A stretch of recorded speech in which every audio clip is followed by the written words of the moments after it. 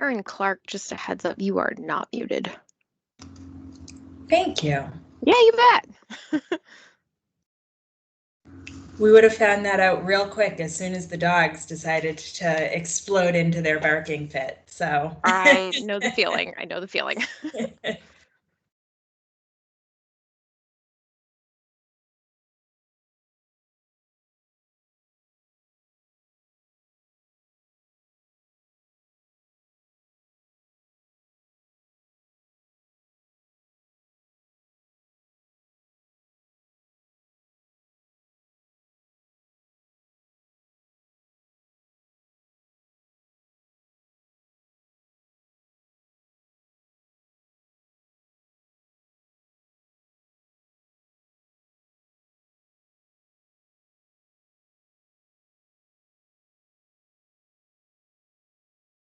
Hey, Desiree, can you hear me? Hey. I saw you LinkedIn chatted me. Do you have anything pressing that I can help solve? Oh, no. I was just telling you I was letting the dog out before jumping on the call.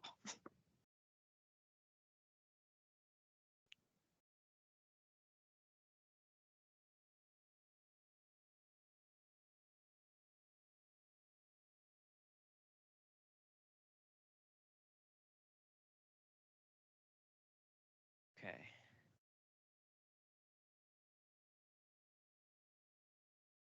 I'll open this presentation, and then everyone in the room can now have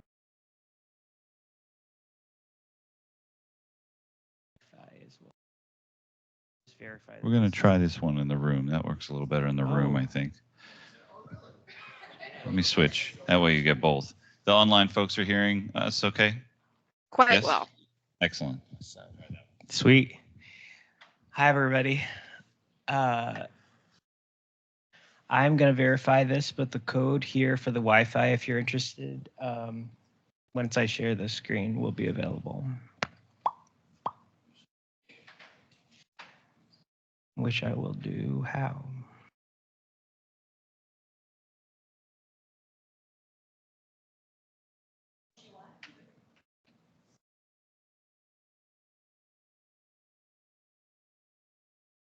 Sweet.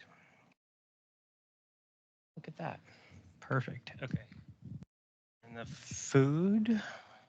Okay, there's food over in the back corner there if you want to grab coffee or snacks.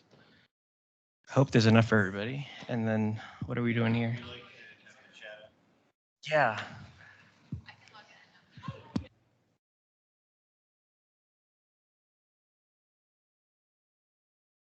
Hey, Patrick, do you want to unblur the background on your camera? That might be helpful eventually. For me as a speaker? Yeah, maybe. I mean, if we're gonna be using that camera at all, probably should unblur it. Oh, I see. Thank you. They're gonna be doing it up there once we get going. So we're 5 minutes after. I just want to get us started, assuming everybody in the room is gonna be. Yeah, we should be good. I should have gotten here like 10 minutes earlier. Where am I? Camera, screen. I've gotten real used to using Zoom lately, and now I'm all off on Teams. Video effects, none. Okay, so we got our first speaker here. I know that everyone speaking today is joining us from the West Coast, I believe. So Laurie is going to join us just slightly later than Desiree, and that's great because she's got the second slot. So before we get started, I'm Patrick. Agata's here joining us, as well as co-host, and Elena's running around somewhere with check-in and food. Super helpful. Thank you, Elena. this is our third event for May, and we moved it up a bit just because TC was last week. Did anybody in the room get to go? Oh, wow. San Diego. Because I was like, you guys got tan, but no, it was inside, obviously. Okay. Desireé went. Actually, all of our speakers went, and Charlotte and Laurie in the second slot will be regaling us with their presentation from then. So hopefully everybody's got a little bit of a story to tell on how that went. We've got some folks online. Somebody's got her hand raised. Matt, do you have a question? You can come off mute. I think that was just for who went to TC. Oh, gotcha. Sweet. And we have Dan in the room from the Rue Institute. Thank you for hosting, Rue. As always, this is, again, our third time, and the space is immaculate. A great day here in Portland, Maine. But we'll have him welcome everyone and give you a little bit of background on what the Rue does here in Portland. Thanks. I'll be super brief. Hi, everybody. Good morning. My name is Dan Kolosky. I'm a professor of the practice at Northeastern and head of learning programs here at the Rue. I teach in analytics, so Tableau my students use in many, many classes. They're using it right now, so happy to see you all here. My students are hopefully your fellow practitioners. In fact, some of them are, like Elena. I wanted to just say two quick things about the Rue. This whole place was founded with the idea of doing economic development for the state of Maine. That's why we're here. We're in the tech and life sciences economy, but especially in data adjacent disciplines, right? Our programs here are focused on data science and analytics and bioinformatics and the applications of data practitioner techniques to a variety of industry verticals. We have amazing students. And I just want to encourage all of you in the context of the way you're out in the world working to take advantage of those students. We have another tranche of co-ops coming. They're amazing brain power. You can put them to work. It's the cheapest labor that your companies will ever get in terms of this type of talent. And we're graduating another 175 in June. Of the 208 who have graduated so far, we've managed to keep over 86% of them here in Maine. And we're trying really hard to do that. And the way they do that is they get deployed with all of you.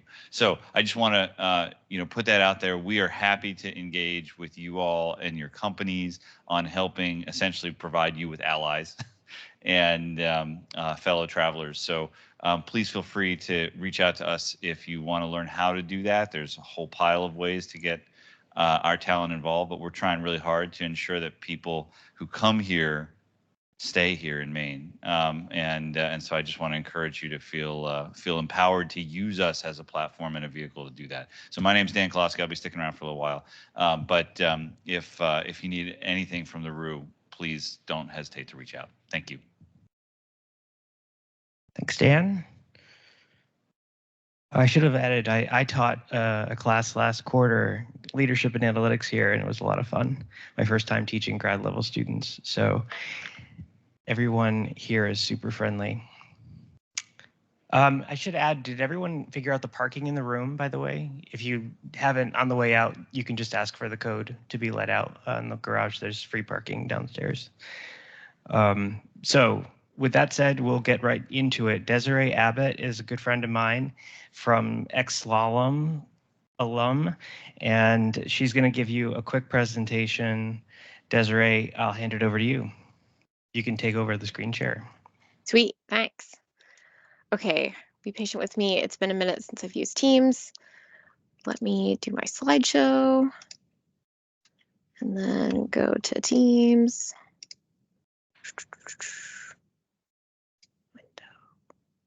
Sorry, there we go. Okay, fabulous.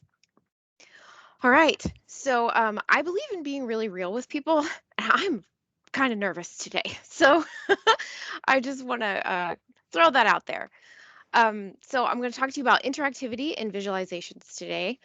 But before we get started, of course, I've got the obligatory about me slide that I had absolutely way too much fun making.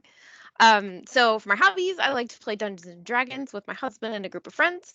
I am always happy to geek out about that with anyone at pretty much any time. I like to crochet. I throw pottery on the wheel, so I get my hands really dirty. And I also play piano a little bit. And in the middle, you can see most of my large and very complicated family.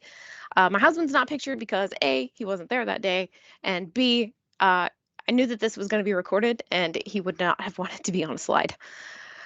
But he and I have 3 fur babies. We have Pan on the left, and he is named for the demon in his Dark Materials, if anybody has read those books or seen the show.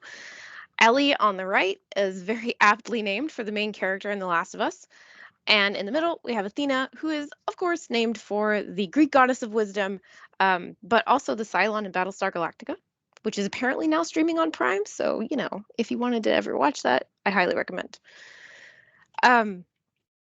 Career-wise, my educational background is in physics, but I got a job as a product analyst right out of grad school, and I've been in tech ever since. I've meandered through analytics teams, BI teams, a front-end development team, and even a UX team before finally landing in data viz consulting and now owning my own business. So today, we're going to walk through a scenario based on real events from when I was a product analyst, when I first started learning about decluttering my dashboards and trying to apply those learnings on the job. So picture this. Your boss asks you to make a dashboard so that she can communicate important things to her stakeholders. You've been learning to do some really cool stuff with Tableau, making really clean and eye-catching vizzes. You have worked your butt off to make this thing a really great dashboard. And when the big reveal finally comes, ta-da!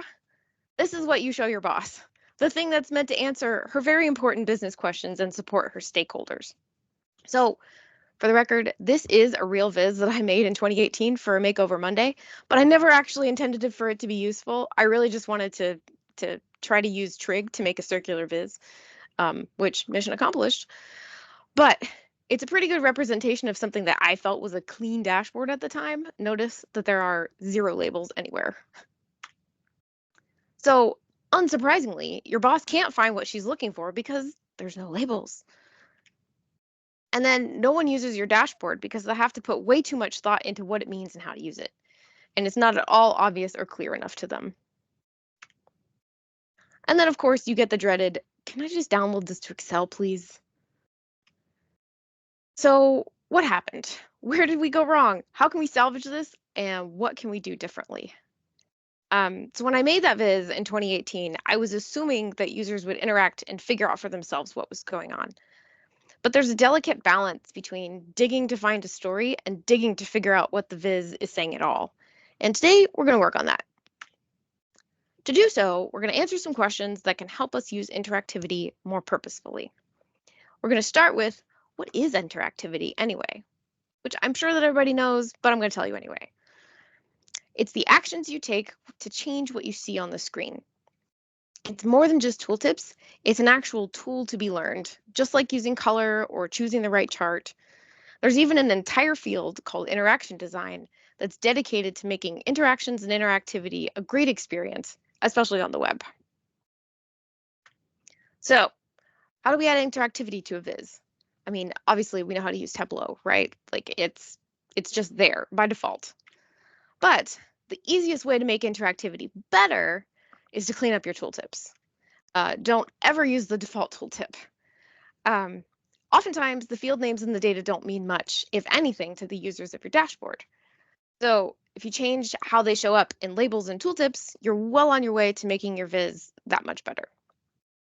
I like to use either a complete sentence like the top right, or sometimes a more thoughtful approach to a list like the bottom right. An intermediate way to add better interactivity to your viz is to be really purposeful about your filters and controls when you're using those in Tableau. So instead of showing these massively long lists of options, think about considering collapsing them into drop-down lists instead. So also, you might want to consider whether you actually need to include the all value because sometimes it just doesn't make sense for your data. And if you have a filter with only 2 or 3 options that are mutually exclusive, you can use radio buttons instead of a dropdown or a checklist, because that will guide users to the info that's important a little more quickly. For checklists, I really think you should always add an apply button. And honestly, I really don't know why it's not there by default, because nobody likes to try to race Tableau's rendering on Tableau server as they're trying to check or uncheck a whole bunch of boxes. So just include that apply button and people will absolutely thank you. Or maybe they won't thank you, they just won't complain. So another one that gets me sometimes is consider whether you should actually select only relevant values to show up in your filters. This is helpful when you have a whole lot of filters that are interacting with each other, and people will be a little less confused usually if you only show the relevant values in the filters. So really, honestly, besides the apply button, I would say there's no hard and fast rules about adding filters. Just do it purposefully. Carefully consider each choice you make with each filter, as in, will it help or will it confuse? Do people understand the field names and values, like the title of the filter or the values that appear in the dropdown? You can always change the title, or even better, you can change the name of the field and it will automatically update in all the filter titles. And Tableau is great for massaging the data to help the field values be a little more understandable if they're kind of confusing for users.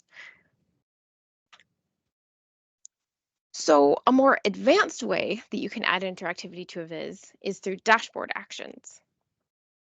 You make the charts or worksheet elements more clickable, and you can do so much with dashboard actions. You can add and remove values from sets, you can change parameters, you can filter, you can highlight, and when you're hacking Tableau, dashboard actions are where it's at. You can do almost anything by cobbling together some combination of dashboard actions. Like seriously, I have very, very rarely encountered something that I can't do with Tableau by a combination of dashboard actions. So this leads nicely though to the next question, which is what even indicates that something is interactive? So let's take a step back for a second. And this is where we really start getting into the realm of interaction design. I can't see anybody, so I was going to ask, is anyone familiar with the term affordances? You can raise your hands if you want to, but I won't have a clue.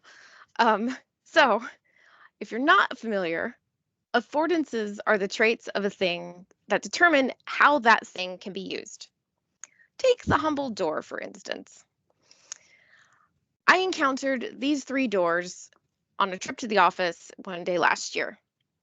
So first, I had a meeting in one of those glass-walled conference rooms, like the one shown on the left. It was some of those doors where they have the identical handles on both sides, and it makes it really hard to know whether you're supposed to push or pull. And then you look like kind of an idiot when you do the wrong thing because you're in a glass-walled room, and it just feels really stupid, right? So after that meeting, I went to the kitchen to grab a snack because I'd gotten up so early for my commute, and it wasn't time for lunch yet. And that's where I encountered these refrigerators. I'm not sure, I hope you can see them, but they're the kinds where the doors are made so that the buyer can decide whether they want to put the hinge on the right or on the left. But that means there's no handle to indicate which side's going to open.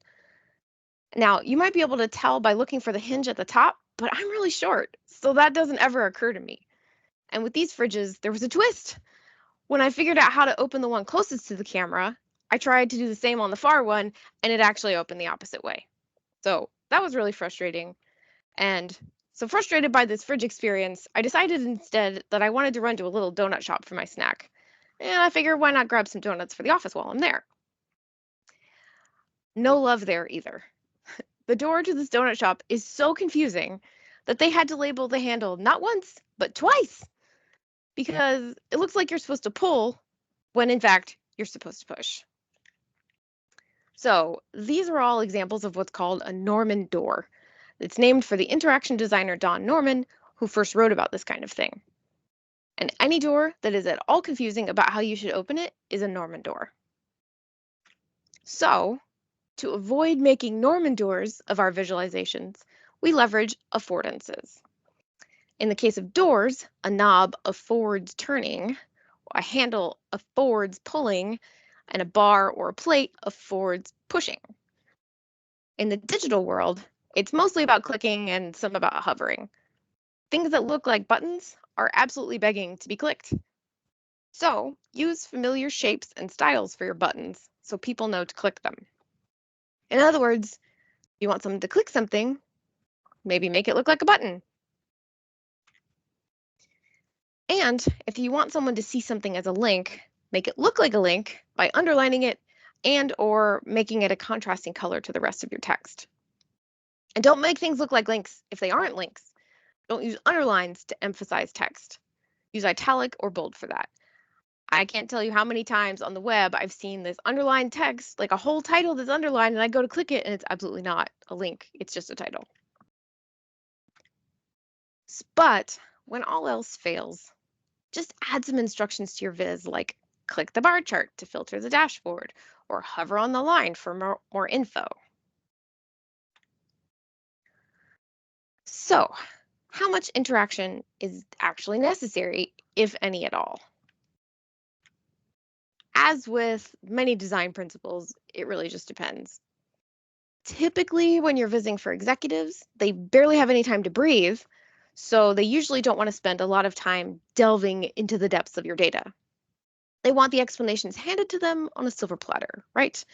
So if something's important, don't hide it behind a toggle or a tooltip. Just put it right there on the viz, make it visible so that they can see it right away. On the flip side, when you're making a tool to enable users to explore the data for themselves, that will typically be really interactive with lots of filters and toggles and tooltips and all the bells and whistles and whatever else you can imagine. But you should still label stuff. And really, just do whatever works for your users. If you have executives who really like to dig into the data, then give them really interactive stuff. And for exploratory things, I really think that should probably still be pretty interactive. But, just balance it out. Talk to your users to understand what they need and what they want and their comfort level with data and numbers. So finally, is there anything else you should know about interaction and interactivity? Of course there is. So a basic tenet of interaction design is to give feedback after an interaction. And as long as performance doesn't suffer too badly, use the animations feature in Tableau. It's really great for like when you click a filter or a control and then the data changes in front of you, like bars will grow and shrink and you can see that happen. And that will tell the user that the selection that they chose actually worked and they changed the data underlying the viz. And you can try a trick like this one, where you change an indicator after something is selected. So we've got bananas showing in the title, and bananas are highlighted because that's the thing that's selected. But then when you click on strawberries, the title changes to how good are strawberries, and the highlight moves over to the strawberries button. Notice these things look clickable, right? Because they're buttons. And you'll want to be aware of different devices. So in Tableau, they automatically add a phone layout to everything, and usually it looks pretty terrible. Honestly, usually it looks a lot worse than this one. So if you're not going to change the phone layout, just remove it. Okay, so now that we've gone over all these questions, let's see how we can overhaul the rat sightings viz to make better use of interactivity. And please be patient with me while I juggle my screen share. Hold on one second. I got this.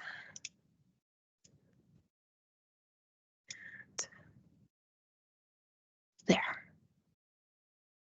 Okay, so now you should be seeing my my Tableau public desktop. Here's the original version of the rat sightings viz. I made it to stretch to fit the screen. I just thought that was kind of cool. I've got this orange title here. I was kind of wanting to echo the color here, which is supposed to be for, indicating that there were a lot of rats. I didn't use my color very well, and there's absolutely no indication of like why there are these radiating circles. What the heck does it mean, like that they're going around in a circle? And if you look at the tooltip, I did clean up my tooltip, but it's, I mean, the font is kind of light. It's not really great. And yeah, you have to spend a lot of time with this tooltip to figure out what's happening here. Just so you know, the distance from the center is the year. So we go from 2010 to 2018, and this Makeover Monday was in the middle of 2018, so it actually ends in the middle. And then we've got weeks going around the circle here. And I actually shamelessly ripped this off somebody else, but I did give them credit, so, you know, I feel like that's pretty okay. So when we're rethinking this viz, step 1, I fixed the dashboard size and I want to do some other cleanup. So here's the resulting thing. This data set is kind of large and the trig underlying it is kind of complicated, so it takes forever to render.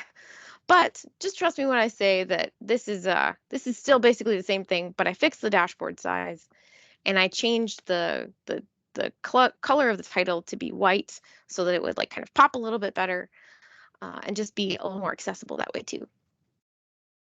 And this is probably not going to render before I need to switch, so we'll just go. The next step is to rethink the chart into something more useful because those circles were just not useful at all. So unsurprisingly, I made a bar chart instead. I decided that I thought it would be interesting to see this by borough. So borough of New York, Brooklyn, Manhattan, Bronx, Queens, and Staten Island. And then by like the building type where the rats were cited, because this is, so what this is people like will call in that they saw a rat somewhere, or they'll like enter it into some kind of database or something like that. This is like people collecting this data. And so they must have like some kind of drop down menu where they can select what kind of building it was where they saw the rat. And then because I wanted to demonstrate some bad filters, I just like threw a whole bunch of filters on this viz and stuck them on the right. Notice there's no apply button. I went ahead and included the all because it does make sense for this data. And I haven't done anything to the titles here. We've got created date, like to the user, what does that even mean? Why is it called created date? Were the rats created that day? I don't know. So step 3, we're going to do a little more cleanup. So here I have, oh yeah, I forgot to show you. There's no labels on this either. And the tooltips are, it's just the default tooltip, not super great. We've got the beginning date and the end date. They're long date formats, and it's not super useful. Count of migrated data, like what does that even mean? That's just how the data, that field name came in with the extract in Tableau, but that doesn't mean anything to the user. So I'm gonna do some more cleanup. Here I added some labels to the ends of the bars. I cleaned up my tooltips. This is where I gave 2 options here. You wouldn't actually include both of these options in your tooltip, but just for demonstration purposes, I wanted to show that you could do either one of these things. So at the top, we've got the complete sentence. There were 15,726 rats cited in 3+ family apartment buildings in Brooklyn between January 1st, 2010 and July 1st, 2018. Or you can do kind of a more thoughtful approach to kind of the default tooltip where you've got the dates at the top as a little header, kind of like I made the font a little bit smaller because it's just really not as important as the actual data, which is that Brooklyn, 3+ family apartment buildings, there were 15,726 rats cited. And I also added I made the filter container collapsible. So, and I put these all in drop-down menus and added that apply button to help the user, you know, be able to use these filters a little bit better.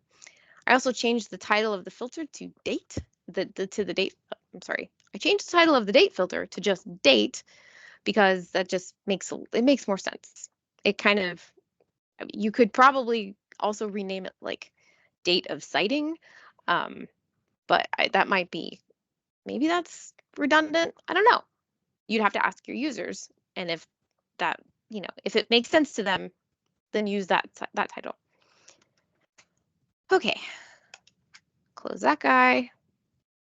And then finally, we're going to put the finishing touches on this. And we've got, I changed the title to something a little bit more exciting. Where are the most rats spotted in greater New York City? Now, I didn't make this like main thing a big takeaway title like you might have read about in Storytelling with Data. Instead, I added that as a subtitle. For 2010, January 1st to 2018, July 1st, it's 3+ family apartment buildings in Brooklyn. And so that when you change the filter, we can just move the date here. It'll update. It's supposed to update. Sorry about that. Those darn demo gods not smiling on me today. Yeah, so this is supposed to update here, and it didn't. But you can see that the viz updated.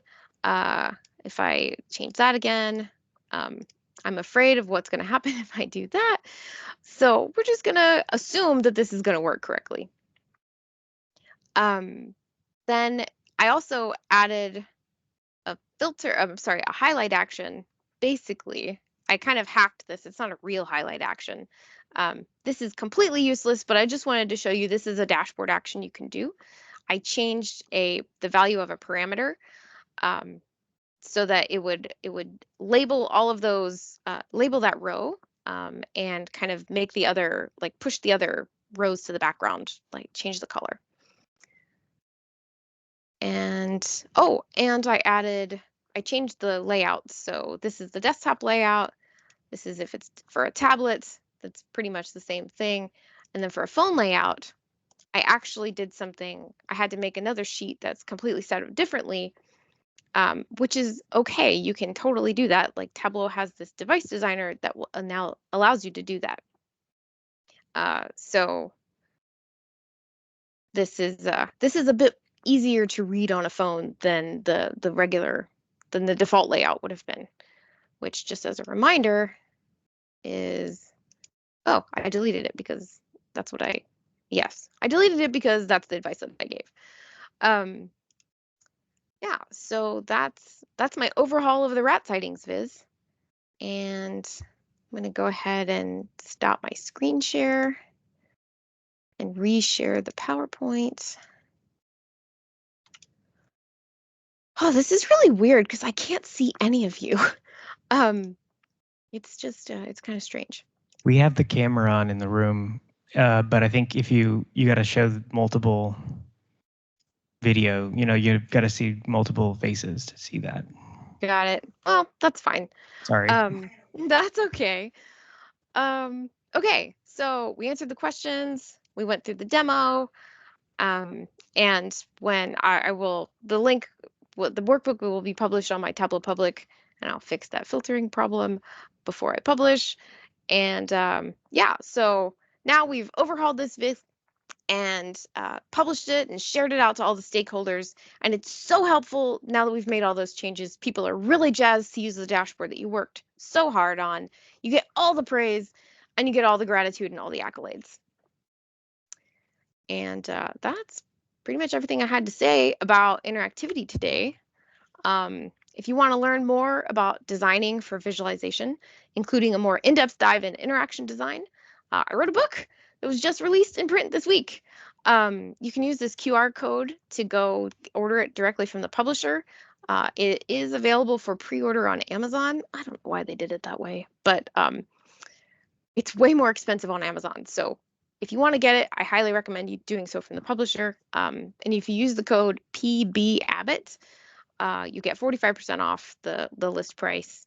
And that is only valid through May 17th. So what is that? Another like 9 days or something, 8 days. Yes, today is May 9th. And that's pretty much it. I would be happy to take some questions. I'll leave this up for a couple more seconds in case anyone wants to scan it. Just in case. All right, thank you, Desiree. And you can leave that up unless you want to see the folks in the room. Again, the camera's on, so once you stop sharing, you should be able to see the grid of people. Okay. including the room folks. I see we had a question on the chat, but before I throw it over to questions, I just wanted to say thank you for mentioning that you wrote a book. I was going to say that. And does anyone else notice that like everybody buys data viz like tutorial type books and puts them in behind them for their like Zooms? But everybody in this room already like a lot of us already, including Desireé, I'm sure, like we all learned this in the job, like on the job, and then we get the books. And it's like the pretty pictures and stuff, but it's like, yeah, just for having it in the background of having our Zoom calls. I have so many at home that I have not dug into yet. And then it was like the RATS dashboard. That's when we worked on for Makeover Monday, right? Were you a part of that? Yeah, at Slalom we did Makeover Monday as part of the New York COP. At Slalom, and I was like, why does everybody do a rat dashboard when they're doing Makeover Monday? But then I forgot we had done that. There's too many rat dashboards. Do you want to share a favorite moment from TC? Oh yeah.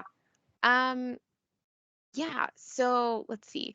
Oh, my absolute favorite session at TC this year was the Chart Chat Live. Um, I love attending Chart Chat each month, and yeah, it was really awesome to see them in person. So what it is the three authors of the Big Book of Dashboards and Amanda McCulloch, who is the executive director of Data Visualization Society. They every month they host a thing on Zoom. It's not just chit chat, it's Chart Chat. So they talk about data viz things. Sometimes they have a guest, sometimes they don't. But the live session was really awesome. And as someone pointed out in the chat, we can't actually see any room camera in the thing. It's weird. When I was sharing my screen, I could see you, Patrick, but I couldn't, like, now that I stopped sharing, I can't see anything. All right, we'll try and work on that. Yeah, so I do see the questions in the chat now. Okay, yeah, I'll flip it over to that. Yeah, definitely recommend checking out Chart Chat if you don't know those guys. They're hilarious. Yeah. Andy Kreibel does did he do the Iron Viz this year? Andy? Oh, you mean Andy Cockgreave? Cockgreave, sorry. Yeah, he's one of the Iron Viz hosts. He's this British guy. He's like the senior senior data viz evangelist at Tableau, and he's very good at his job. He's always got like a funny outfit on as well. All right. So Roshni says, you said that putting instructions on the screen should be last resort. Is it really? How often do you not provide any instructional text? Are there good ways to make instructional text available on demand in Tableau? That's a great question, Roshni. I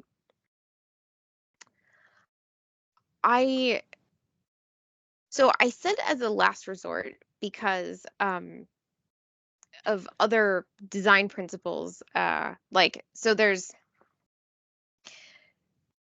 the things that we notice first when we look at anything, but specifically a data viz.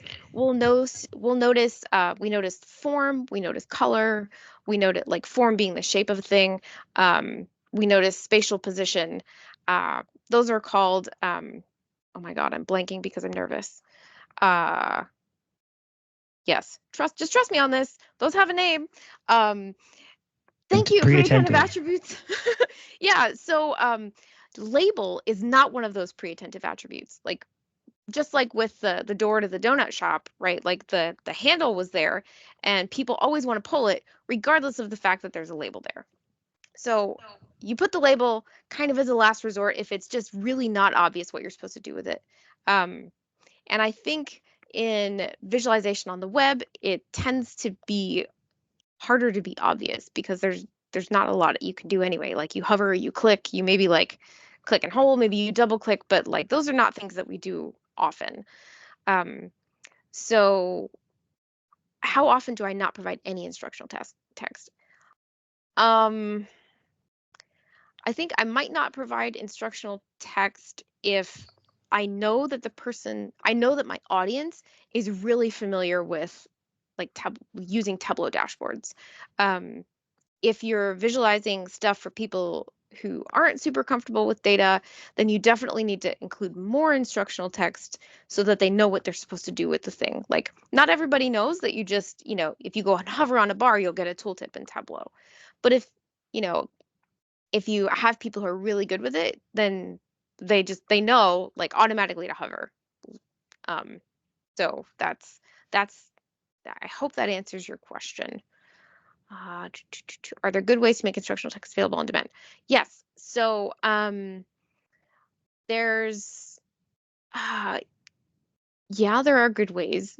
People have done these like overlay things with dynamic zone visibility and collapsible containers that you can include the like instructions, but then have them all just like hidden by a button. Like if you click a button, then it'll show all these instructions about how to use the viz.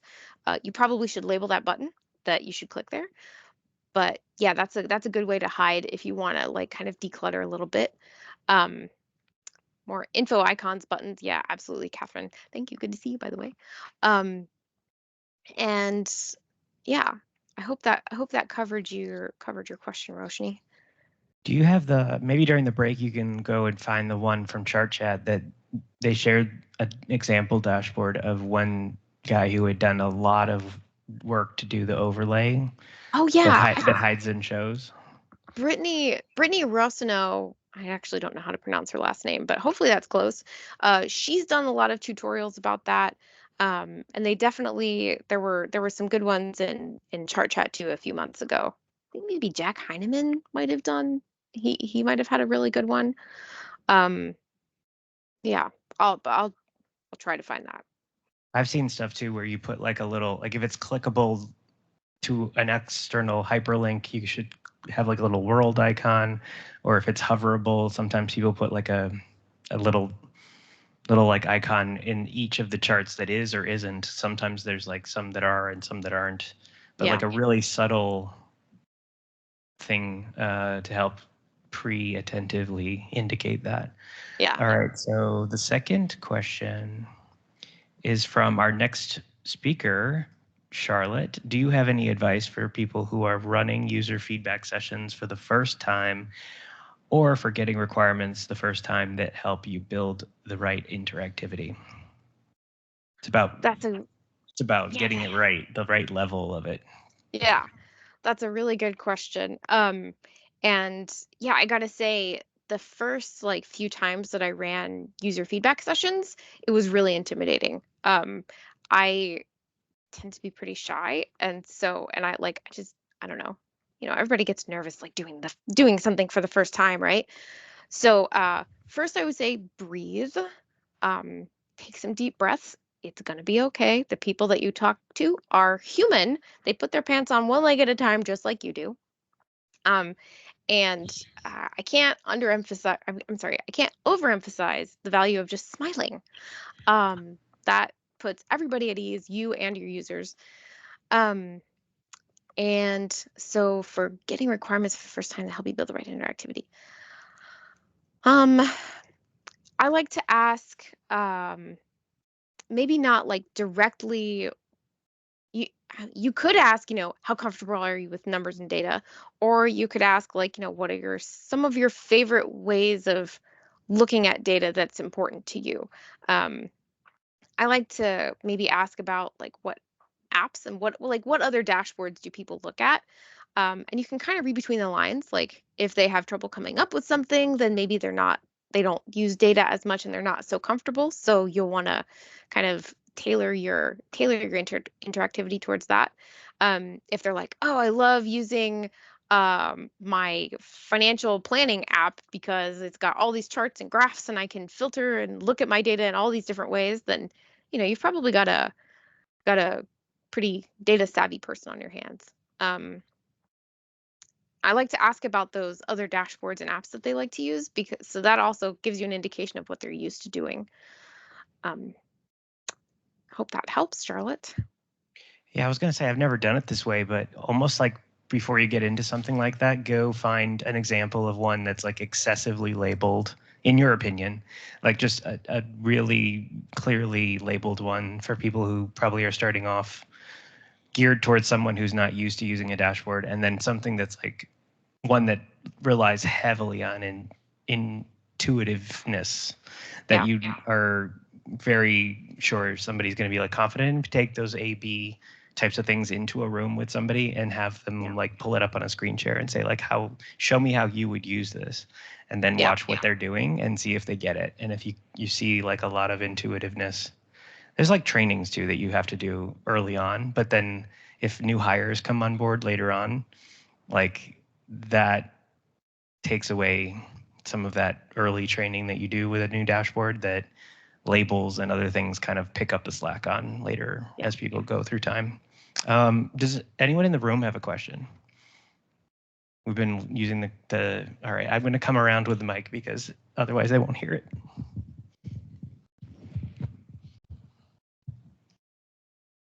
Hi, how'd you do the disappearing filter panel trick where you've got the filter icon, you click that, and then it turns into an X? That was cool.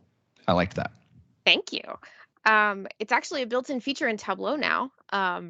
If you're really OG, you might remember that, like those who are really OG in the room might remember when we had to use like weird dashboard actions to like hide things and show things, and it was terrible.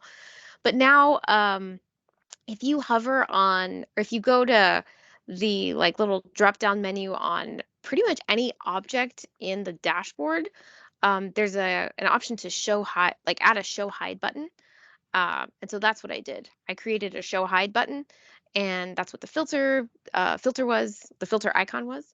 Yeah, so once that button shows, it defaults to being like a hamburger menu when the item is hidden, and an X when it's shown. But you can change that you can actually make it a text button or a picture button, and you can upload your own images, which is what I did with the filter thing. Yeah, so then when you click on that, then it'll show or hide the container quite nicely. And PowerPoint has a really great library of icons that you can like. If you open a fresh PowerPoint and go to insert icons, then search for something like I want a world icon or a search like an eyeglass kind of thing or something. Just save that as a picture, and then you can use it as one of those things without having to Google it. But do you only get to do that? Used to be just for not tiled, but like free. Oh, only free for floating. Floating, yeah. No, you can Is do that it now in for anything now? Yep. Wow, because stuff dynamically like adjusts itself, right? So. Yep. It Any other squishes everything questions in the over. room? Great. We're exactly on time, so I guess if there isn't, I will call it here for a quick break for folks in the room to go use bathrooms. We have food to grab if you haven't already, and then we'll come back at, I think I said 10 to get started on the second presentation. All right. Good. Thanks, Desireé. Thanks, everyone.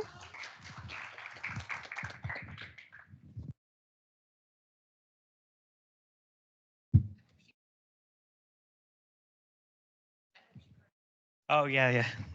Plenty of claps.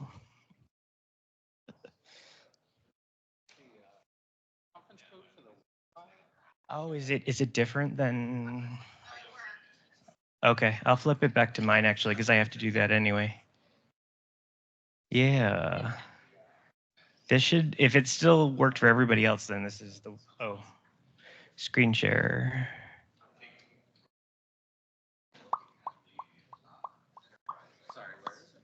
I'll just flip it back to mine. I have to do this anyway, so here we go. So that in the upper left is what you'll use.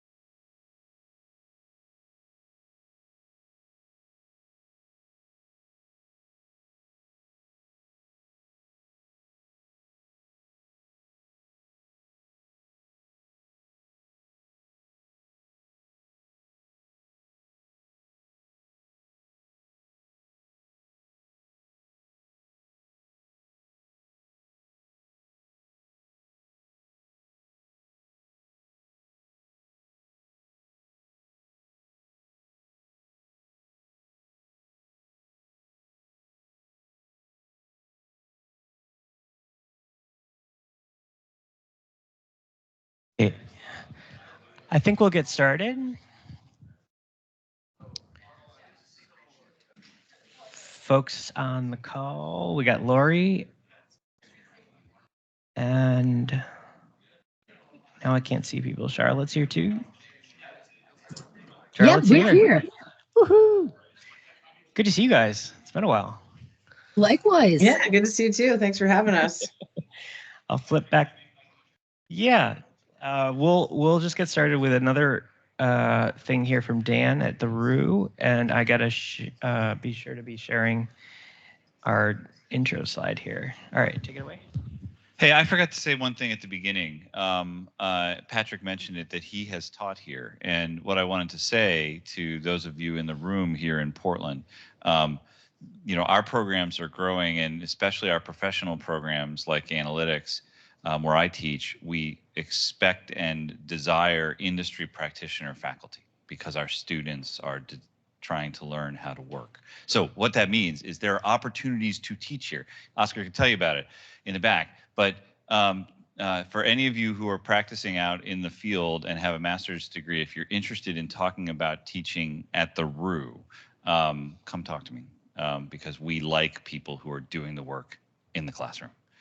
It makes the best experience for our students. So happy to talk about that with anybody. Thanks. Definitely recommend it. It's a cool experience. It's fun, right? Yeah. It's the best part of my week.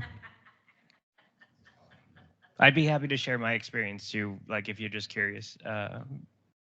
So we're going to have a presentation by our next speakers who are hot off their time at TC last week. Charlotte and Laurie are going to present on how to build a successful analytics team through robust analytics methodology, defined roles, couldn't emphasize defined roles more, and future-proofed definitions of success.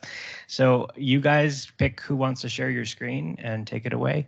We'll do Q&A at the end. I have the mic, so we weren't able to see people in the room during this. I hope you can. But I'll have the mic for folks who wanted to ask questions. Ask questions in the chat.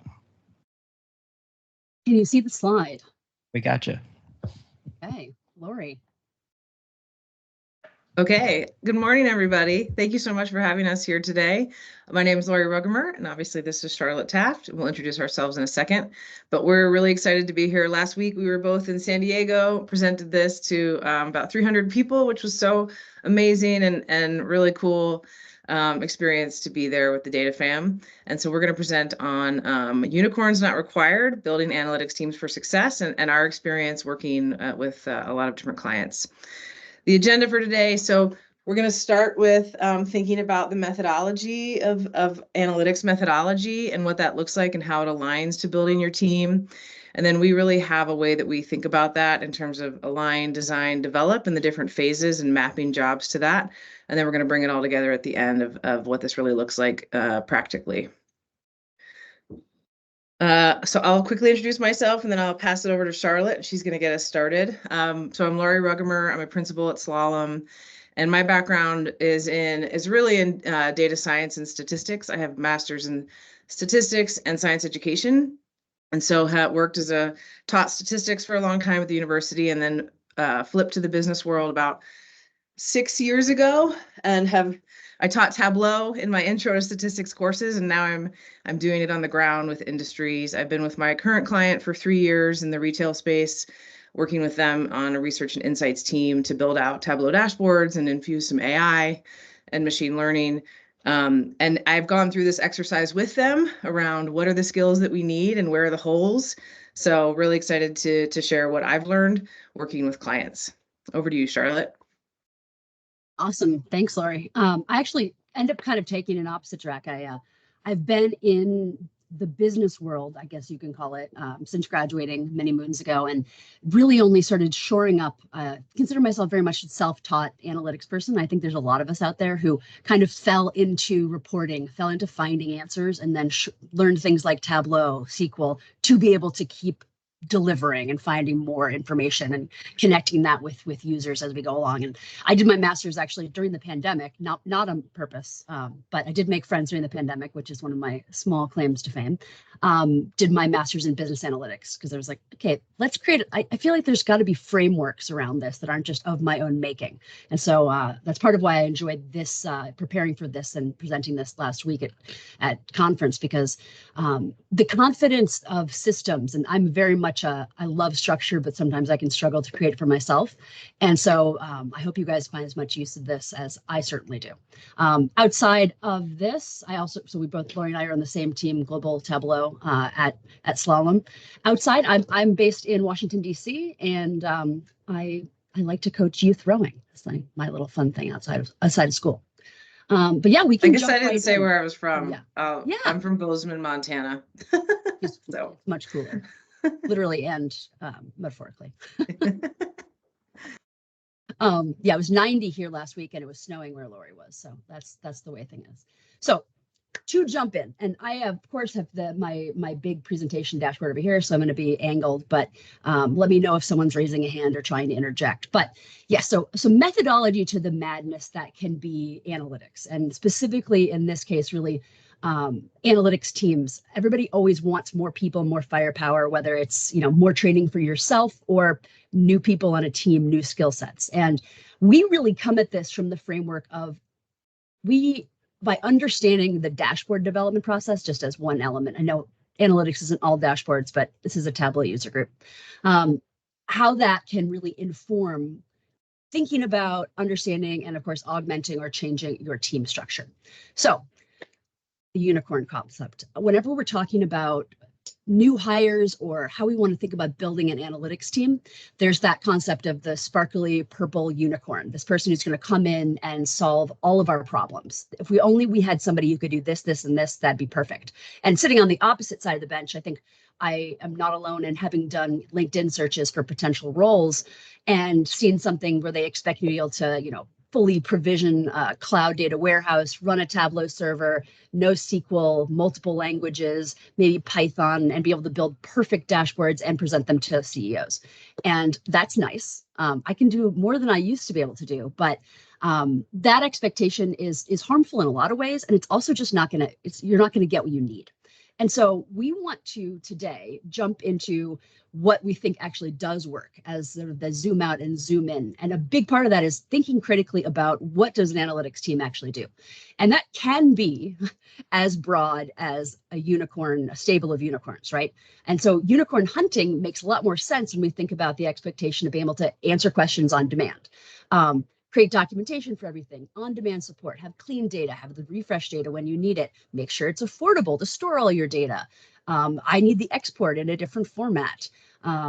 Be able to build all your own SQL tables, be adherent to the brand identity, have them load instantaneously, and actually, be actionable when you build it. So there's a lot of demands on an analytics team. And I think I speak for myself, having been a team of one in the past. Sometimes you are the analytics team. You have to be a unicorn when you are just a very beautiful, horse that can't even run in the Kentucky Derby. So how do we start to make sense of this? And Laurie, you want to take us over what we think of the critical 3 steps before we jump in? Yeah, thanks, Charlotte. So just to segue from what Charlotte said, I think it's really important to think, like, we often think, oh, we need a person who does all of these things, and we think from the person and go backwards. And what we really believe is that you should think about what your analytics methodology is and then work from that way, and understanding what are the jobs that need to be done and the skills that you need, and how can you break that out? We certainly, I am on a team that now has expanded, but was a very small but mighty team. And I've certainly done end to end, where I'm in charge of all of these phases and aligning with stakeholders and designing and developing. And so there's people that can do that, but it's a lot. So we really break down the analytics methodology, and this is how we're going to talk about it and frame it up as we move forward into these 3 phases: align, design, and develop. So align is really around sort of those business strategy skills of working with your stakeholders, identifying what they need. I think that there's part of what we talk about too with dashboarding is it's really important to understand the questions that you're going to answer and who you're building it for. Not every data set and every dashboard should be for all people, right? We know that as Tableau users and developers, but that's kind of a big concept for people in terms of like, oh, I should be building to purpose. And so how do we align with our stakeholders on what we really need, and translating that? And then, of course, designing from there. So creating visual representations. You'll see we talk a lot about wireframing. Part of this process is really around getting being iterative all along the journey and really getting feedback as you go. So having people who are strong in design to make sure that we're headed in the right direction with what we're building, and then ultimately develop. So I think this is where we go right away when we think about Tableau dashboards. It's just like the develop phase. But really based on what we've aligned on and what we've designed, the development becomes a lot easier. And so how do we break that out in terms of the jobs to be done as well? So this is how we're going to go through the rest of the presentation and talk about each of these phases and the skills as we see it and how that really translates into potential job roles. Next slide, Charlotte, and back to you. Awesome. Thank you, Laurie. So the first step is align. And this is probably the most nebulous one. And I actually think this is a great kind of jumping off point from what Desireé was talking about. So much of interactivity and effective dashboards is about understanding and meeting your users where they are. And to do this, you need somebody who's going to be able to do some of this or involve people who can handle it all. So thinking about who are the users and what do they actually need? How do we figure out what alignment looks like? So understanding the right stakeholders and users, doing user interviews, just straight up. Thinking about what tools and data sources exist that you can ask the right questions or be able to limit and manage expectations of your users. You know, if you don't have data on, I don't know, click-throughs for something, you can't build a dashboard about it. And then gathering requirements and refining these key business questions and getting to actionability. And that's something that isn't necessarily that easy to do. And then I think we often overlook the element of starting to document the required data and use cases in a particular way. Thinking about as that jobs to be done framework, okay, why do they need this? What questions are we actually answering here? I think most of us have probably run into something where sometimes you need that first go round for people to say, actually, it's step 2, let's skip this one and replace it with this. This is what we're actually looking for. How much of that can you skip by really effectively interviewing, walking people through? Desireé hit on a couple of those, asking people what tools they're using now and how they use them, and understanding that can really bring value. And that doesn't have to happen every time. If you're someone on a team who's supporting a client or supporting a client base, you might get to the point where you actually know a lot of it. You don't have to ask the question every time, but you're using that in your framework and your mindset. In terms of the actual skills, we like to think about it this way, right? That is stakeholder relationship management. And maybe you have a boss who's doing that and you're asking the questions, or vice versa, right? User interview skills, persona mapping can be super useful here to make sure that we're thinking through how you can use interview takeaways in the long term. So you can really document and use the personas of your business in a repeatable way, right? Facility with data can't be overlooked because it's like having, no engineers involved with planning a house, right? Architects have to learn a lot of things about how houses work because, again, we can build a lot out of sand, but it won't stand up to a hurricane. I am bad metaphor heavy today. I apologize, y'all. And then thinking about gap analysis and business rules and things like that can really save you time. And it's really a business sensibility thing, knowing the business in question and being able to ask good questions about it. Asking questions to understand what questions people want to ask and answer. And then with that analytical framework to it. You can see here we've got kind of an example of an artifact that we typically like to put together out of the align phase, really documenting the questions, metrics, personas, and actions that you're going to take from this. And tools, truly, it's what works for you. Miro is becoming very popular.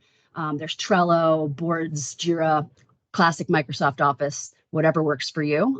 People like different levels of visual, I think, with that.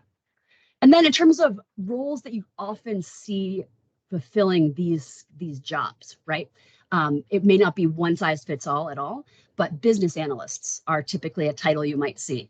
Product managers actually cover a lot of this, or other people within kind of the product umbrella, and then the sister or cousin of business analyst, the specific data analyst. You might get tasked with this, even though you think of yourself as a behind the computer, in the database person. If you can do this, that's really going to set you up to deliver more value and impact for your people. So step 2, how do we bring all that to life? As I mentioned, sometimes people need to see what they might be able to get to know what they actually want. And this is where wireframing can be immensely useful. Why go and build a whole dashboard and have someone say, oh, that's not what I meant at all. Or actually, now I see it, I don't need that. So taking the time to create a visual representation of what you might build here is very useful. It also is going to help you scope how long it's going to take and the resources you're going to need. And I do want to also emphasize that it gives you the opportunity to do these feedback loops. Ask, this what we wanted, get sign off and approval, which is also for your own kind of, in some environments, your job safety that way. Make sure that you're covering and making sure that you've got all your ends tied up. Getting sign off. And then the very important, and again, often overlooked, because I've been burned by this myself, is getting the data model requirements as you go along. Okay, if I'm building this table and I want also these click-throughs or actions, what does the data need to look like for me to do that? And you're not necessarily building a table yet. You might be thinking about what that looks like, what aggregations need to happen, and things like that. And Laurie, you want to talk a little bit about what these skills actually look like, since you quite excel at this. Thanks, Charlotte. I love your metaphors, by the way. I have none, so you can keep them coming. So what does this really look like from a skills perspective? So certainly wireframing. This is really twofold, right? Both from a visual perspective, can you create, so you can see on the right there, we have an example of a wireframe that a colleague of mine that I work with at my client made in paper, which is actually an app for like the iPad, and he draws the wireframes out. They look very cool. Clients love them. But again, you can use Miro, Figma, Lucidchart, any way to just get on paper essentially what the requirements are. And then data modeling really is super. I take the wireframe and I go through each chart, and I create at the bottom there, you can see that Excel doc of what are the fields I need, what is the granularity, what are the calculations. So being able to translate what's on the wireframe into data modeling is a really important skill. Being able to facilitate workshops of, we often will go back to our stakeholders with the design and get feedback, and it's really important to be able to explain and map which question these are answering and why, and the actions that you can take. And then, of course, brand identity, accessibility, being able to, as we know, think through all of the pieces as you're wireframing that you're going to need for when you're developing, and make sure that it actually fits together from an experience perspective. And so this translates, if you could go to the next slide, thank you, into these kinds of roles. So experience designer, in my mind, so visual designer, experience designer, there's definitely overlap there. But experience designer, we talk a lot about this idea of the intelligent experience, especially in the world that we are in, working for business clients and helping them create, for example, an embedded Tableau dashboard that's in the flow of their work. So we do a lot with Salesforce, thinking about where can that dashboard sit so that I can take action right from it and create a flow that will then trigger. And so that everything is seamless for me. And this is really where an experience designer is super important in today's world of analytics, because it's not just about a standalone dashboard. If you create a standalone dashboard in Tableau server that you expect people to just go to and use, that happens, but I find that there's very little adoption a lot of times of those dashboards. And so if you can create it within their flow of work and build actions off of it, people are more likely to use them. So thinking about that experience is really important. The visual designer, certainly. So the colleague that I work with right now, he is an artist, which is amazing. Like, I don't often have someone on my projects. Like, I'm a data scientist. I can definitely design dashboards, but my forte is more of the back end and thinking through how we infuse AI, for example. And so to have someone who can really think from a visual perspective, for me has been really amazing, and I've learned a ton from him.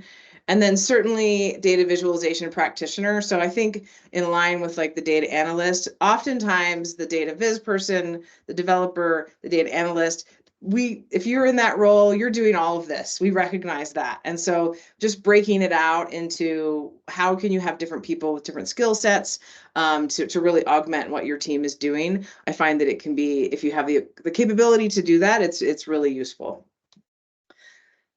Okay, next slide, Charlotte. And finally, develop.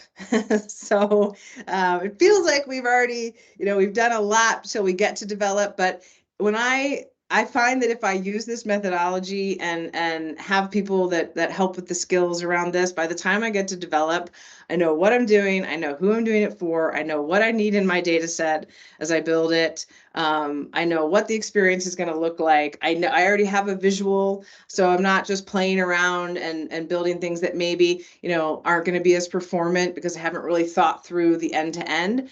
And so the develop phase in my mind at this point should be a little easier, but the skills that you really need here are, we need to be able to prepare the data, certainly. So think about, you can go back for a second. I'll just walk through this. Thank you. Preparing the data, connecting the data sources, developing the first iteration of the dashboard. So what I often do is develop a first iteration and then get feedback. I'm sure a lot of you do this, and then make changes, collecting feedback, and then creating the final production ready dashboard. And then of course, transitioning to training and support and documentation. So a lot in this phase that happens to actually bring the dashboard to life. And how this translates to skills. Next slide, please. Thank you. Is really a lot of things we've talked about. So data visualization, data modeling, information design, data blending, being able, so this is where we're really essentially taking the requirements and bringing them to life. So potentially working within DevOps, agile development, data integration, SQL programming, trend analysis, forecasting. So really, like, it's a breadth of skills here that are needed in the development phase. And so hopefully by the time we get to this point, we know what we're building. And I think this is where a lot of it is the back end in terms of where are these data sources living and how are we bringing them together and what are the calculations we need and what's the data diagramming that we need. And I often, if I'm working with a data engineer, we build a data diagram of the data sources and how we're going to bring them together and the fields that we need. So that the development is much more seamless in terms of the data set that we create. And so the jobs, if you mind, Charlotte, going to the next one. It's really everybody coming together. But I think the data engineer and data architect, super important here, right? Like certainly I was always sort of, as I became more of a business data scientist, recognized that understanding sort of modeling and statistical analyses, obviously very important, but one of the number one skills of a data scientist, if you're marketable, is being able to pull your own data. Like if you can understand where the data live and how to join them together and you know how to write SQL, you're way more marketable than someone who can build the best model. Like, because a lot of it's hard. Sometimes you just don't have a data engineering team and you need to really understand what the data are and what they mean. And so now on the team that I am, we have a whole data engineering team, and I can run my diagram by them of what I'm thinking in terms of mapping the data, make sure the fields are what I think that they are. They've got documentation. So it's really amazing when you have, like the team that I work with, we have sort of three pillars. We have the data engineering team, we have the product team, and we have the research and insights analytics team. And so we work together in conjunction on strategic initiatives. And so everyone really has these different roles. It's not always like that. Obviously, that's sort of like the holy grail in my mind. But I've also been on teams where you have like two people and you're expected to just do all of this and create all of it. But again, we really wanted to split out like what, if in an ideal world, what are the skills that you need and how does that translate? And so certainly data analyst is on all of these, because oftentimes the data analyst is tasked with doing all of this, but it doesn't have to be that way. Next slide, Charlotte. I think I'm turning it back to you. Yes. Yes, perfect transition. So how do we bring all this together?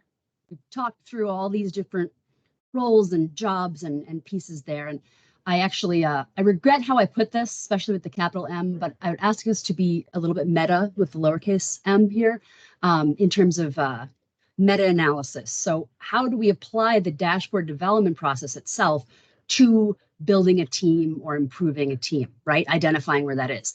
And very much works in the same way. So if you think about it, we're talking about a line. We want to take inventory of what we have. So which tasks are most important? If we're thinking about this process and the hiccup is that we don't have someone who can pull their own data, that's something that's got to be prioritized, right? Otherwise, there's no data available, that kind of thing, or there's a huge backlog.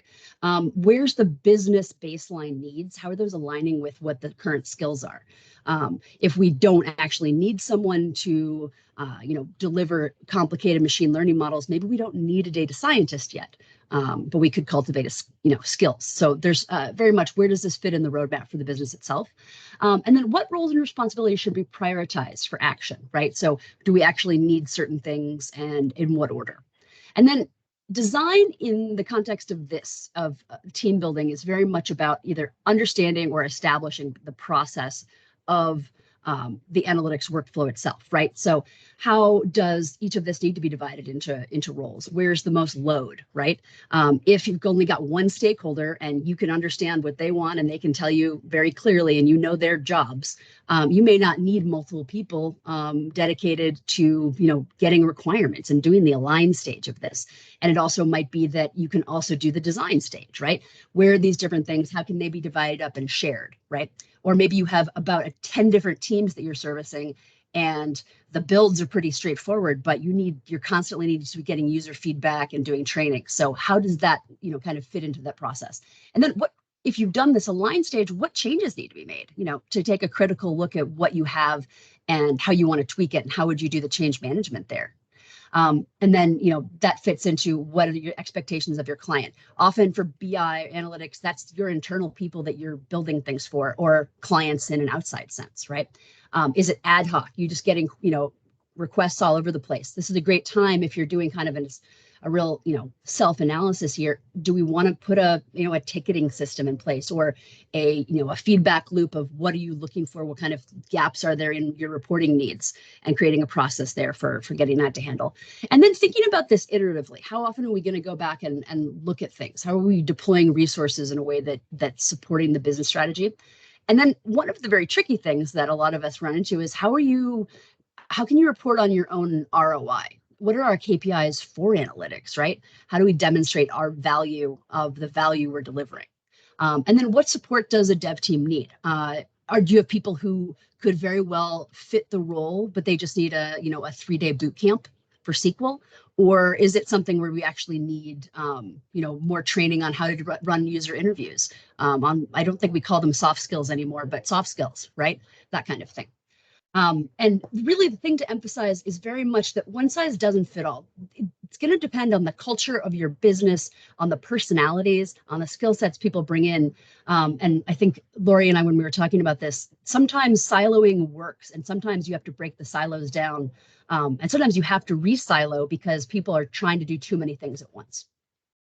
And with that, I'll hand back over to you, Laurie, as we think about how all those hats end up fitting together.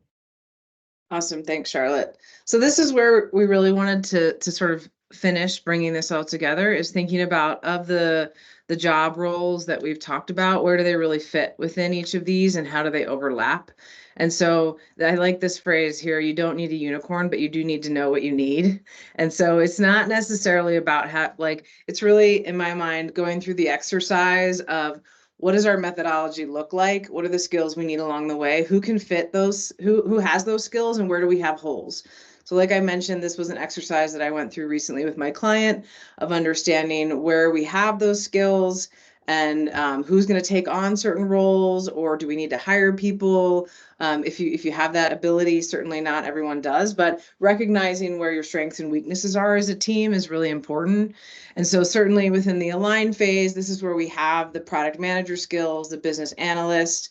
You'll notice that, of course, data analyst goes through all of this, because you often have just a data analyst who needs to be able to do all of this.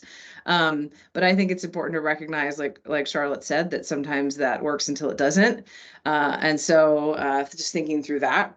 The design phase, of course, this is where we need visual designer, experienced designer, data visualization practitioner, someone who really understands how we're going to take the requirements and translate them into something that's going to work for people in terms of I mean, especially with what we're building, it's like, if people aren't taking action off of it, it doesn't really matter. It's not really valuable. And so thinking that all the way from the questions we're trying to answer to the actions we're trying to take, all of that is really important in the design phase. And then of course, develop. So your data architect, data engineer, data viz practitioner, data analyst, how are we data mapping all of that? Where's the data coming from? What are the calculations that we need? How are we actually developing in Tableau? And making sure that it's performant. So I did another talk at TC that was on optimizing Tableau data models for dashboard performance. And in my mind, that comes in play here too, is the design and the develop of like, how do we know that we're building this dashboard in such a way that it's actually going to load for people? And so thinking through that data model, those are all really important skills, both in the design and develop phase. And so of course there's overlap there. Like when I'm designing, I'm talking to my data engineer to make sure that this all makes sense of what I'm building. And so I believe that's what we have. Charlotte, any last thoughts? Thank you so much. No, thank you. Absolutely. Happy to answer questions if people have them. I'll stop sharing. Thank you, Charlotte and Laurie. Where did you get your like milestone slides that had little graphics? They're really cute. The like beaches and sunset. Yeah, those were from the Tableau, the Salesforce Tableau template actually, and they're kind of adorable, right? Yeah, they are. Yeah, they gave us a template that we had to use for all, and so everyone who spoke at TC had used the same template. So there's a lot of similarity, which I like the template they used this year. Cohesion, yeah. Yeah. So before we hand it over to questions, I had some thoughts about what you were talking about because it actually lent itself well to what I was teaching at Leadership and Analytics this quarter. There's that, like large versus small size companies and the evolution. Like if you're starting off as a true startup and making greenfield decisions about what you're going to do with analytics, then you get to have a lot of freedom, but then like years later, it starts to have growing pains, right? Like as you started off, you probably had a one-man band of people who were doing all of it, and then it grows and it needs to be scaled versus like how often do you get to have a greenfield situation at a large scale company of thousands of people where you're like, now you're inheriting these legacy systems and having to like, fit round pegs into square holes and stuff as technology changes over time. It's like just a really weird thing to have to deal with as a leader, thinking about this stuff. But any thoughts on those?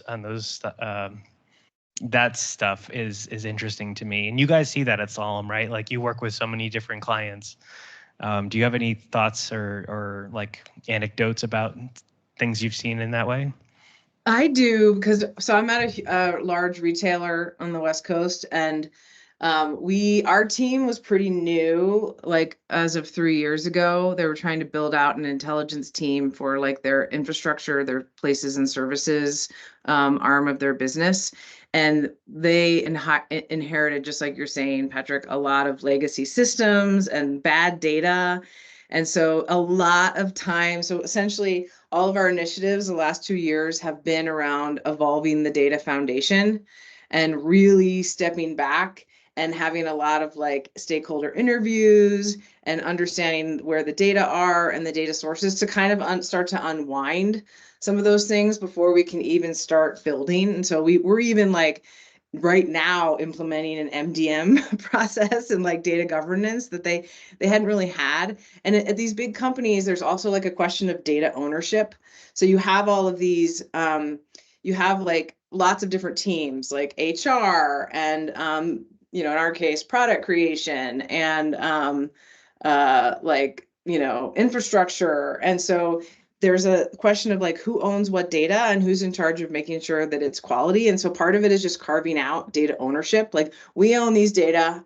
If you want to use them, we have these processes in place so that we can share them with you, et cetera. And so we had to really step back and like do all of that work before we could even think about like what's our analytics methodology.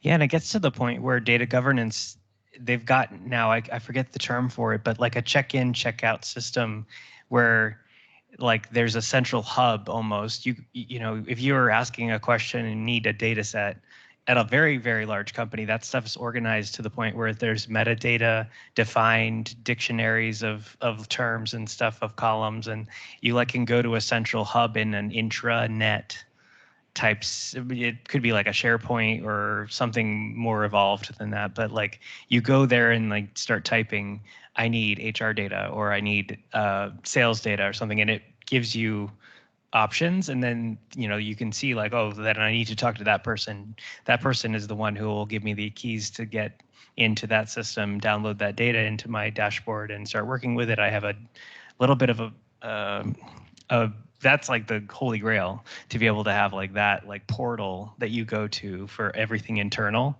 Wow. But you also mentioned ROI, which I was thinking about too. Like we're at a point, you guys at Slalom too know this, like I feel like the 2010s was when people were really jazzed about analytics, and it was like going to be the silver bullet that saved and let you do so much stuff with your data and business. And now it's kind of getting to the point where people are like, this is really expensive and boring. Like executives are in meetings looking at the same dashboards over and over, and it's getting like, yeah, what is the ROI? Do we need all these fancy pants data science people with huge salaries taking up all this time? Or like, yeah, is there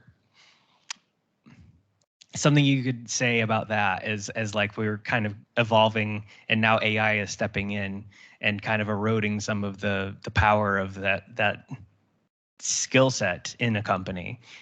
Yeah, I can do. Charlotte, do you want me to take it, or? Go for it. Okay.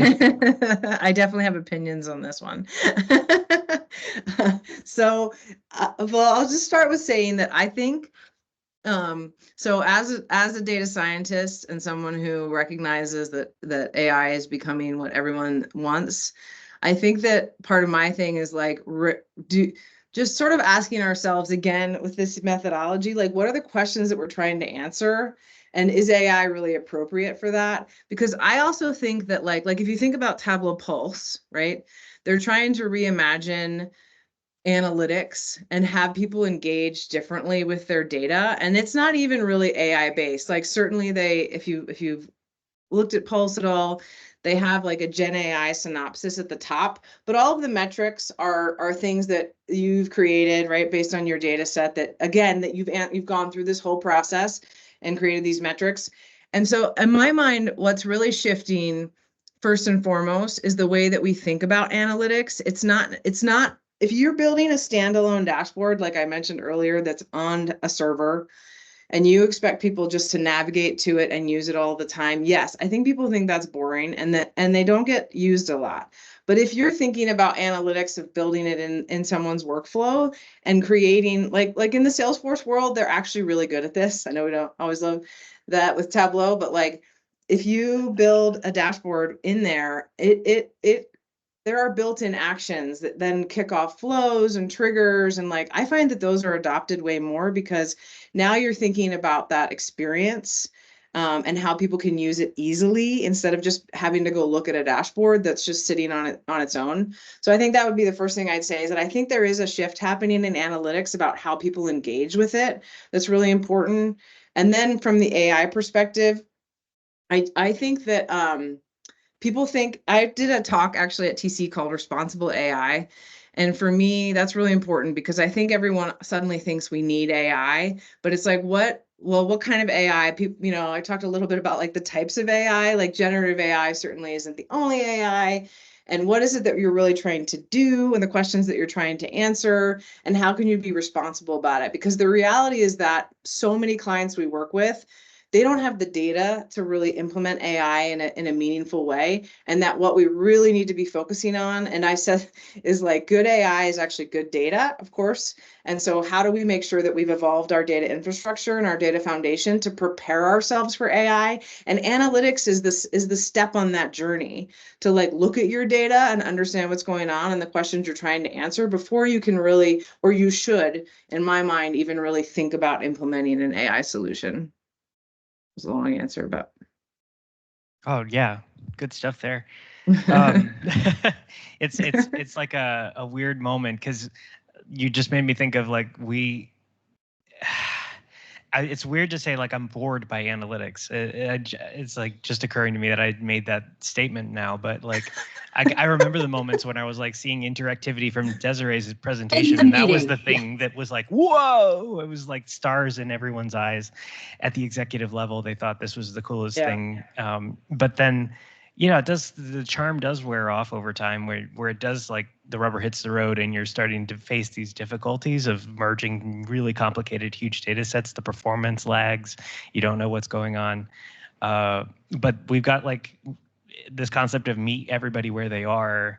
There's still people, like the Roo's churning out people who are really advanced in their 20s, early career stage of building analytics. And then there's still folks in the workforce that you work with that have the best brain when it comes to the business domain, and then what you're asking questions in terms of KPIs, what is important to the business, but they're not as advanced technologically.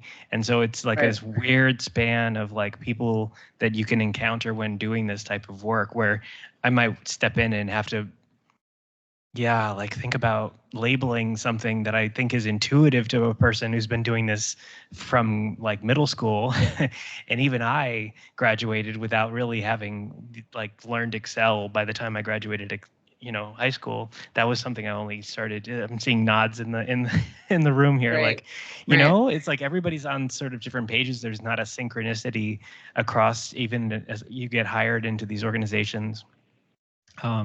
It's like there should be like a 2-week thing to just bring everybody up to a certain level. If I were at a mid-sized company, that's maybe achievable. Something huge like an insurance company, Travelers, or I'm thinking Unum's in the crowd somewhere here. We have like, how would you get everybody up to that same snuff of knowing analytics is a part of the job and everybody kind of needs to know it to be dangerous, is my thought. But one last thing that I want to get everybody, including Desireé, because folks in the room always like to take something away with like a real life tip, was like, what is something that you would say is truly useful when doing interviews with stakeholders, when you go out to talk to people?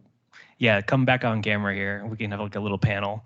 What's like a tip that you would say is really, I think you as a practitioner need to be really great at Tableau to go into those meetings when you're interviewing and ask the right questions. But like, what is a good tip or like a moment you can speak to with when you've worked with a stakeholder at any level of technological ability that's like won them over? I think lookbooks for me would be the thing, is if I can come into a meeting and show them active Tableau stuff that I've archived off of Tableau Public and thought like, whoa, these are really good examples. And then that gets them thinking in a meeting like, oh, this is possible, the art of the possible.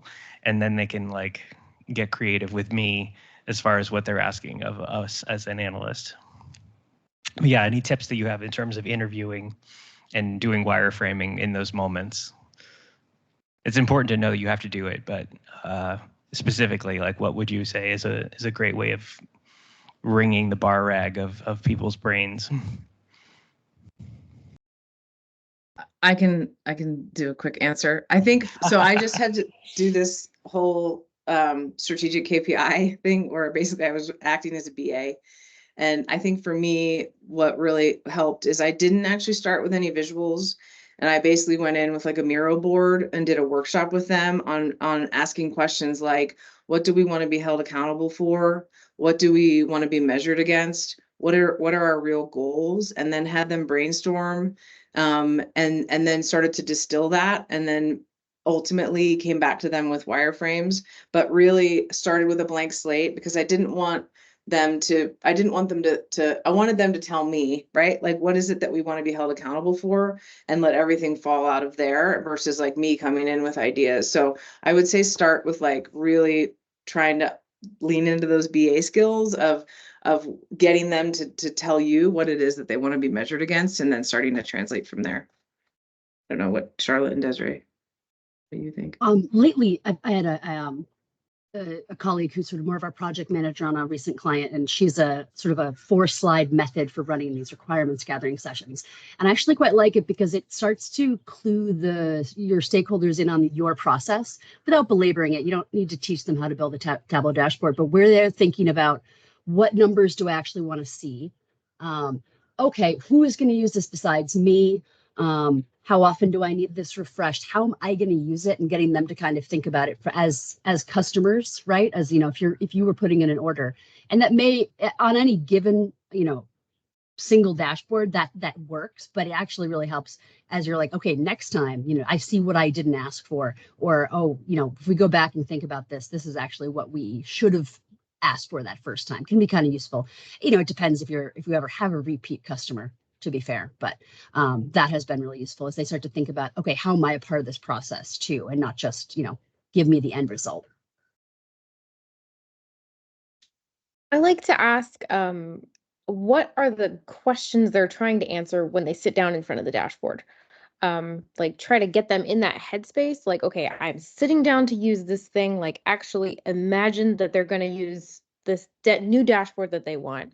And I usually ask for like top 3 questions, because if you get more questions than that, then it's going to be really hard to like kind of zero in on what this dashboard is actually supposed to do.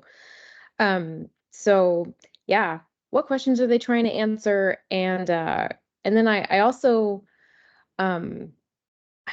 actually ask them like if they have a vision in mind for what this thing is going to look like, because if I come at it with something that's like completely out of left field versus like compared to what they're looking for, then it's going to be really jarring for them, and they're it's going to be more difficult for them to kind of join me where I am. So those are things I found really helpful. What business questions are you trying to answer, and do you already have a vision in mind for what this thing is going to look like? Yeah, and that's where the lookbook kind of helps them. Like Tableau is great at seeing like examples of sales stuff, examples of marketing stuff, examples of different categories of things that have been done before. Best in class. I see in the chat, Roshni said maybe the split between data analyst and business analyst shouldn't exist. I mean, that's my career experience actually, as I started client-facing analyst and then went to be a BA, and I still tap those skills every time I go out to do this stuff. I work with people in my team to like coach them on BA skills when they don't have them. PM skills, even if you're the like one-man band that I was referencing, is going out and having to kind of think through your own roadmap. If you're doing that without a manager kind of keeping you on task, that's really important. But any questions in the room or on the chat?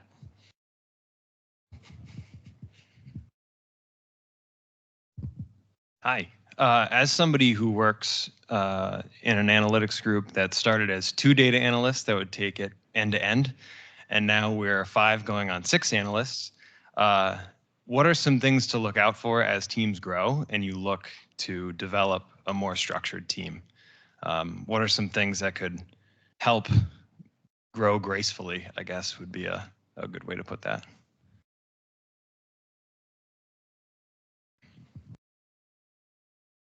Do you want to take that, Charlotte, or do you want me to? No, but you go for it. Well, okay. I don't want to be. I want you to. I'm just sharing lots of opinions today. Great question. So again, I can speak from the client experience that I've had, where we started with a smaller team and then grew. I think part of it was thinking about, again, the roles and who's doing what. And it's like, do we want to have, based on the volume of work that we have, do we want to have defined roles where like you're going to take over the data engineering piece and I'm going to take over the viz development piece, and you're going to take over sort of the stakeholder, like more of a BI stakeholder role, because that's what we've started doing is we've really delineated, versus we want everybody to just be end to end, because you're working with this particular group and you're working with this particular group. That's not the direction that we went. We delineated it, and I think that has helped us scale because now the data engineer can be really deep in understanding our data sources and the data fields, and the developer can be really deep in making sure they're up to date on Tableau functionality and the best way to build our dashboards and put them on the server, et cetera. So it has helped us scale. So it may not be right for every team, but I think, again, thinking through those skills and who fits what, and how you want to break out that methodology, for me, that has really been successful for us. Yeah, I was gonna say, there's like practical things, like Tableau doesn't make sharing documents really, like working synchronously on a Tableau dashboard is really hard. So like I was partnered with another Tableau consultant at Slalom on a project, and we had to be very careful on, there's no like check in, check out kind of thing where you aren't breaking each other's calculations and stuff if you're saving over each other. That's like one thing. But like as an organization, I think there's a moment where you're going to have to decide if you stay as one analytics group or you start to like embed each other. Like you could have one analytics team. In my company of about 100 people, we had analytics as a group as opposed to tech and marketing and other research groups. And we were farmed out to those other group teams to build their analytics needs. So we had to get kind of like, one person was usually the one that went off and worked with marketing. One person was usually the one that went off and worked with research, and they became the business expert on that area. But then as you hire and people leave, there's like, you need to have like a bench of people that can handle those things. But then like, at what point does like the company get to a point where it's so large that you have multiple analytics teams across the organization? At Comcast, 120,000 people where I worked, there was analytics pockets everywhere. And I felt like we didn't have communication amongst each other, like that there wasn't a common center of excellence, even if you can believe it, at Comcast. I mean, I don't mean to speak, they made that decision on purpose, I assume, but I always felt like there was like a lack of, best in breed. Like, so the other teams must be doing similar things. I want to see what that other group is doing in residential or even at NBCU, a division of Comcast, to see the stuff that they're working on for Peacock, because it could bring ideas in for the things we're working on for business operations, et cetera. So at what point does that company grow to a point where you like make that call, we're going to splinter into multiple analytics teams, and you're really over the hump of like growing pains, sorry, at that stage. Even just going back to the first talk, right? Like, you can build affordances within your own reporting, generating your own reporting culture at whatever company you're at. And then when you get so big, other teams go off and do new things, and then you don't have any like synchronized visualizations or UI in your reporting. And we're getting to that point and just trying to figure out how to do this well and make sure we grow sustainably. One thing to go with that too, like when we do this align, design, develop, so we actually sell it as a solution, and within each phase, we have artifacts that we give our clients, like data mapping documents, business question mapping documents. And so that becomes then a scalable and repeatable process. So as your team changes and grows, if you continue to follow that same methodology and use the same artifacts, then you have the documentation along the way so that someone else could pick it up. And so I think that becomes really even more important as your team grows, is having a repeatable process that everyone can follow, so that this next person can come in and see exactly how you designed the data mapping and the data diagram and how you built it and all of the documentation around the dashboard, so that you don't lose all of that knowledge. Would be just one more thing to throw in there. Great, thanks, Laurie. That was my first question. Number two is, as practitioners, and we have this skill of data visualization and data analytics, is that how much should we be encouraging our customers, which may be executives and so forth, and bring them along in this particular journey? Because I feel like it's also just kind of like, if we are creating visualizations based on their specific need, then we will always go back to that, oh, can I get a Excel spreadsheet with that particular data? So love to hear your thoughts on how to move this forward. Yeah, it's a great question. And I think, yeah,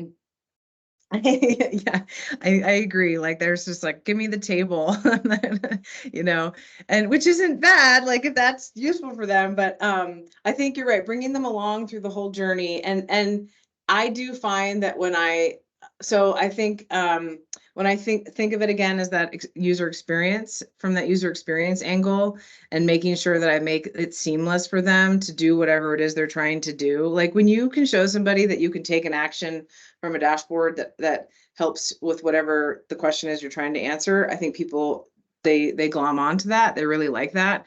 And I do think that some of the upcoming changes, like with Pulse, for example, are really meant to try to bridge that gap, especially with like executives who don't necessarily want to like go and see a dashboard. They just want the information succinctly for them. Because Pulse is like, you get like these weekly updates in your email, and it shows you the changes and it gives you a synopsis. And so that narrative, anytime, I've also done like infographics for execs where I'm like building in a narrative for them, because what they really want is they want to very easily and quickly understand what they should take from the information. They don't want to have to digest the data too much. And so I'm doing a lot more of narrative type work to help them stay on that journey. So just some thoughts there. I don't know, Charlotte, if you want to add anything, but. No, well put. Thank you, Laurie. I'd actually like to add some 2 cents to that as well. I found the framing of things as like what I create is decision support tools rather than informational. And that kind of implies that there's an action that the person who's looking at your dashboard is trying to take ultimately, or rather whether or not maybe they need to take an action or what action they should take. And I think going down the hierarchy of people, like the lower down you get, I actually prefer making things for them because they're taking actions all day, every day. Things like salespeople, customer success people. It's really nice with Tableau to be able to get them to the place they need to be to do the thing that you directed them to. So like making a sales priority lists, right? In the top of the list is like the best opportunity that they have. Clicking on that, taking them right to Salesforce, to the opportunity or to the account, so that they can make that phone call and log that action is really powerful. And you know, they're going to be doing that 20, 30 times a day. Management, probably you're looking more at like exception reporting, like are their teams hitting their goals or not? If they're not, trying to answer why. And so like I'm currently working with a team that is doing product development, right? So if cycle time is spiking, they would want to double click in and look at the tickets that are causing that cycle time to spike, or maybe the people, the software engineers, for example. But that's going to happen maybe like twice a day or a couple times a week. And then I think like if I'm building something for an executive, they're not really going to be taking a lot of actions. They're going to want to know what's going on. And if the KPI is red, they're going to want to know why it's red, and they're going to want to know who to talk to, right? But they're not actually probably going to be using the Tableau dashboard to like go log a call in Salesforce or something. So like I said, I prefer making stuff that is really actionable, like lower down on the hierarchy. But if you think about the decision they're making and the action they might need to take, it can really help direct you on the thing that you're trying to put in front of them. And if your dashboard can help them take that action, they will use it. Yeah. Yeah, 100%. I do have to drop it in here in 30 seconds, but really appreciate the time today. And, you know, feel free to connect with me on LinkedIn. Happy to answer more questions. But, you know, Patrick, thank you so much for having us today. Totally. I was going to say the same. We'll wrap it up here, but your PowerPoints from today will be posted and the video as well if you want to share that with folks. We have over 20 organizations represented here today, and 30 people at least attended between Zoom and Teams, and here in the room. So I'll wrap it up here. My co-hosts Agata and Elena and Jonathan is not with us today in person, but do you guys want to say one thing that you liked from TC, and then we'll call it? Sure. Just one thing. Well, what I love about TC is getting to see all of my data friends. Like Elena lives here, and I got to see her more at TC than I do in real life. So that's one of my highlights. The other one is I got to present at TC for the very first time, so that was pretty exciting. Lots of sessions are available on Salesforce Plus if you all have checked that out. Mine is not, but sadly. Elena? Maybe you could present to all of us since we can't get it on Salesforce Plus next session. I would say my favorite takeaway is similar. Tableau has such a cool community. You guys are all here participating in it right now. Agata and I actually learned Tableau together in like 2018-ish. And so it was super cool for me as someone who's worked with Agata for a long time to see her as a presenter. And then also some of her work was presented during the keynote, which was super awesome. And so I think it's really cool how a software can sort of like pull together community in this way and also be like really useful and helpful for our job. So I think that was my favorite part, was that. You want to wrap us up? Yeah. All right. Well, thank you for attending, and bring a friend next time. With 20 organizations here, yeah, we'll be back in late July, August. I'm not sure yet. We're thinking of doing a happy hour here to take advantage of the beautiful space they have out on the deck. Maybe we'll get some corporate sponsorship and actual booze for the evening. I don't know. Oh yeah, grab a mug on the way out, and please check in on the the tablet on the table to register that you were here, so we can get more swag for you guys next time. Thank you.